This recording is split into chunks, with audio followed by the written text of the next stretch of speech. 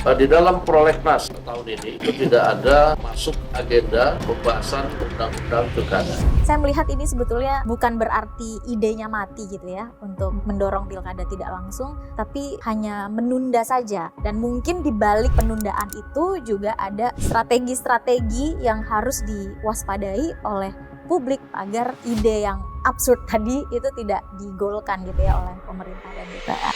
Dengan segala hormat kepada para kepala daerah saat ini, kita bisa secara terbuka kok ada yang tidak sesuai dengan kompetensi, tapi kemudian dia menjadi kepala daerah. Kalau itu digunakan sebagai alasan untuk menjadi alasan pembenar untuk mendukung bahwa berilah kesempatan kepada anggota DPRD untuk bisa melakukan kurasi terhadap mereka-mereka yang bakal jadi calon kepala daerah, itu tepat atau enggak menurut Anda? Apa jaminan bahwa partai politik akan mencalonkan orang-orang yang punya integritas ketika pilkadanya tidak langsung? Bagaimana sistem politik kita, terutama partai politik itu, memberi ruang terhadap biaya pilkada yang sangat mahal. Kalau disebut pemilihan oleh rakyat harus digeser, dipilih oleh DPRD karena kos politiknya yang mahal, karena melahirkan kepala daerah yang rentan melakukan korupsi, pertanyaannya memangnya pemilihan DPRD itu nggak mahal?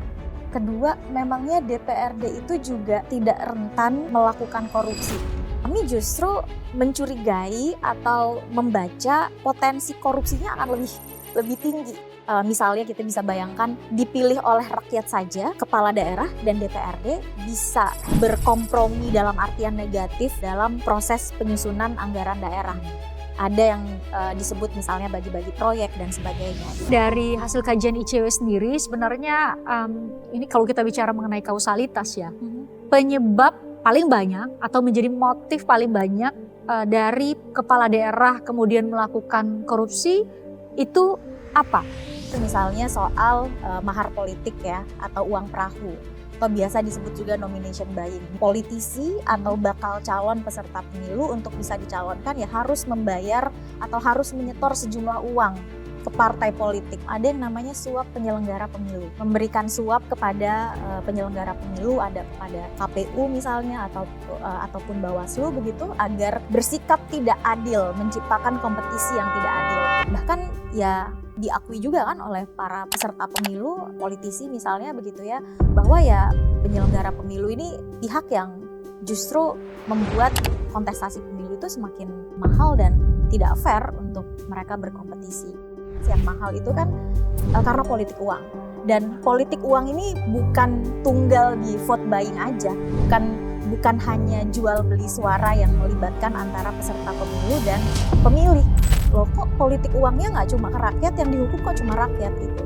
Seharusnya desain pemilu kita di Indonesia dengan tadi posisi Anda juga mengatakan bahwa ada juga yang perlu kita perbaiki di rezim pemilihan langsung di pilkada gitu ya. Itu bagaimana seharusnya? Kita masih berhadapan pada problem di mana partai politik kita belum menunjukkan kondisi yang sehat.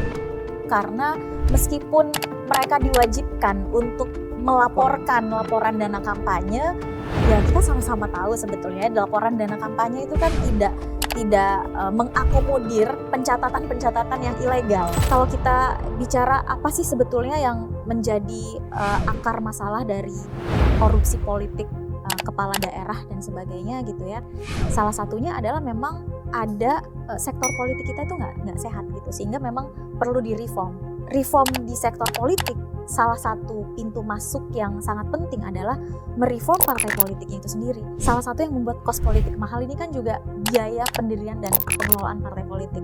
Untuk mendirikan partai di Indonesia sampai bisa menjadi partai politik peserta pemilu gitu ya, lolos verifikasi dan sebagainya, ini kan juga luar biasa mahal. Dengan usulan Anda tadi, sulit membayangkan itu terjadi di Indonesia dengan konteks partai politik kita hari ini. Bagaimana kita bisa mengharapkan DPR yang isinya adalah dari partai politik bisa membuat undang-undang yang bisa menertibkan mereka.